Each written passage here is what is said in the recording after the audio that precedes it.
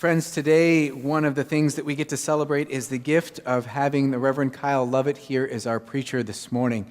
She has blessed this church before with a good word, with her sermon and her message, and so we're very honored to have her here again today. Thank you.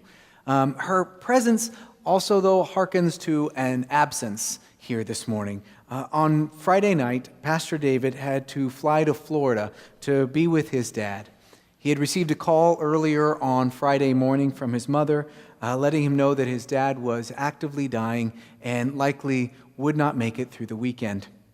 Now, Pastor David's dad had been ill for quite some time, and so this was not unexpected. And while in some ways there was a sense of peace that came at knowing that this threshold was upon them and that suffering would end, at the same time, it was met with deep sadness for himself and for his family. I know that he appreciates your prayers and he cherishes them and they bless him. So I would ask that throughout this time that you continue to lift he and his family up in prayer during this season of grief and of loss. He will likely return on February 7th. And as you lift up your prayers for him, I'll also encourage you to offer a prayer of thanks. The thanks that when the invitation went to Reverend Lovett on Friday, that she was willing and available to come and be present with us this morning and to offer a good word. So friends, if you would help me welcoming the Reverend Kyle Lovett this morning.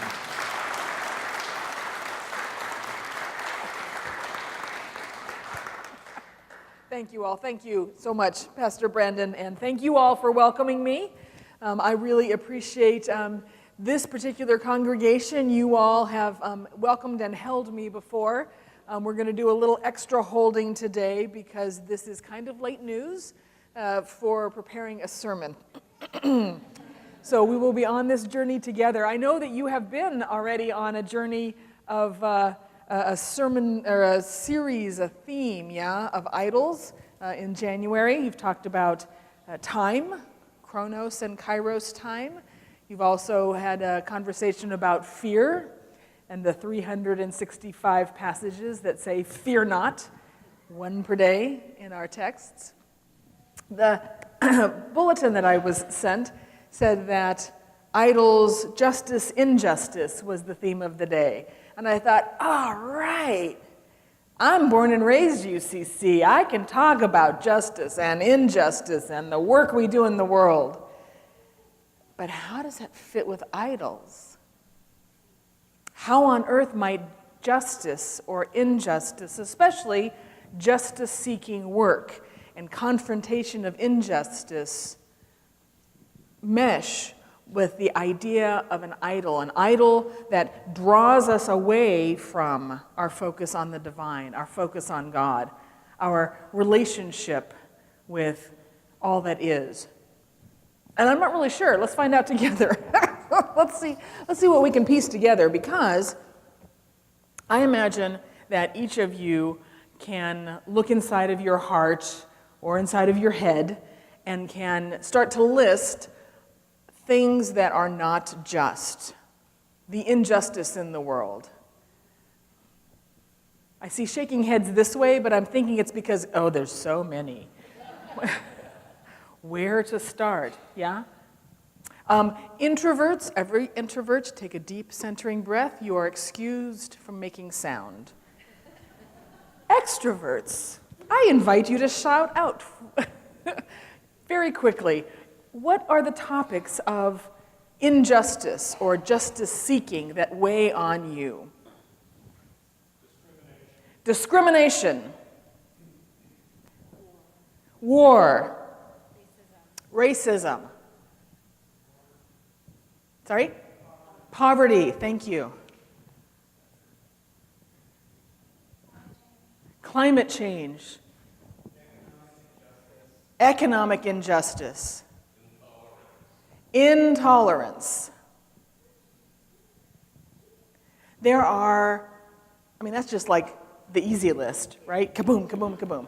There are so many things that affect our world. There are so many ways in which, in little teeny tiny ways and big gigantic institutional ways, wrong is done.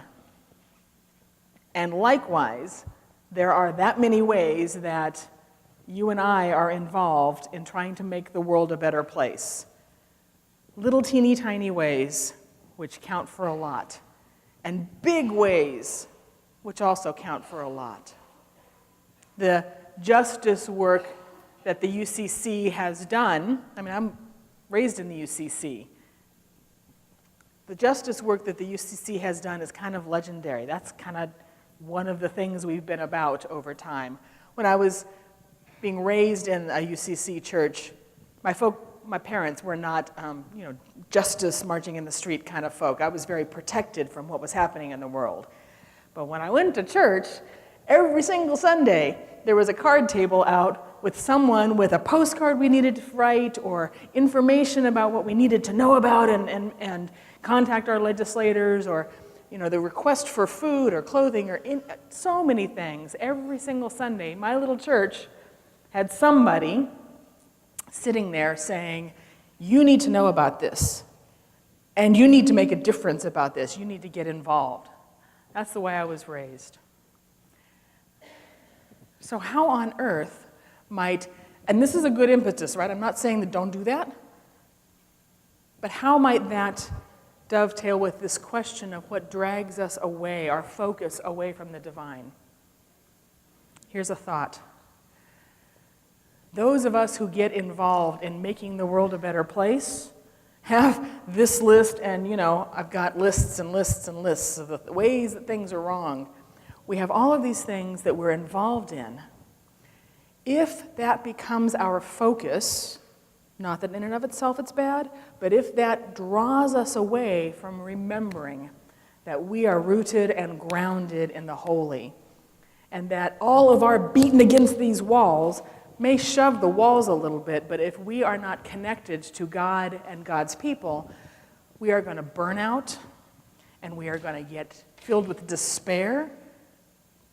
Those of us who've been working on environmental justice and racism and everything named, could this moment say, not fixed yet, despite all the work. War, not fixed yet. And if we think, for a moment, we also might be able to say, okay, there's been some movement.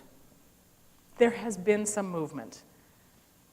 Things are bad still in so many ways, and we are actually more aware now and can find small, concrete ways to make a difference and to acknowledge that difference has been made. But it's hard to take that step back and look if all we do is beat our head against the injustice. So, deep breath.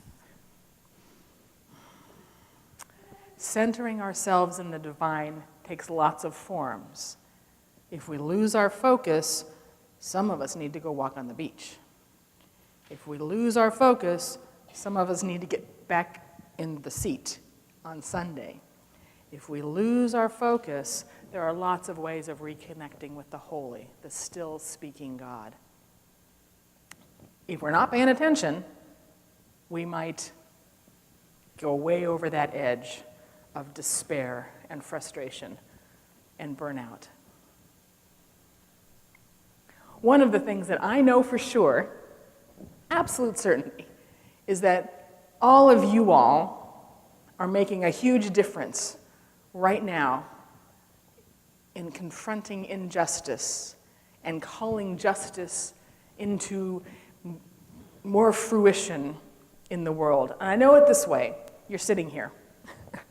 You are here today. You are involved at Central Union Church because Central Union Church collectively is involved in all of those activities, through individually here at the church and also through our connection throughout the UCC and ecumenically and interfaith.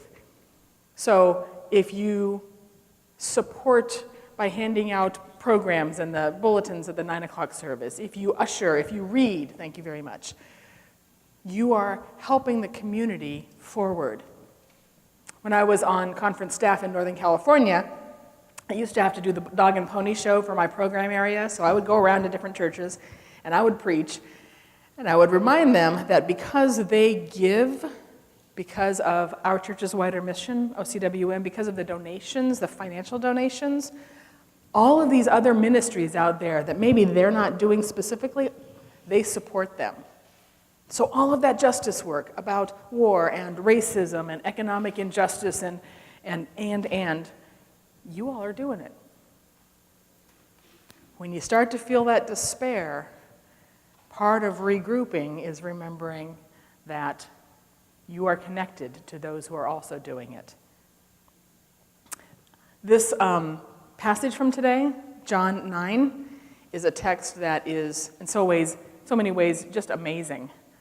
Yeah? The folks say, so was it this person who sinned, or was it his parents who sinned that made him blind? Yeah? Was it the sin of the individual or of the family that made them have leprosy and get sent off, ripped from the Aina, from their family, from their Ohana? Was it this person's sin or the parent's sin that made him gay? And Jesus says, you are asking the wrong question.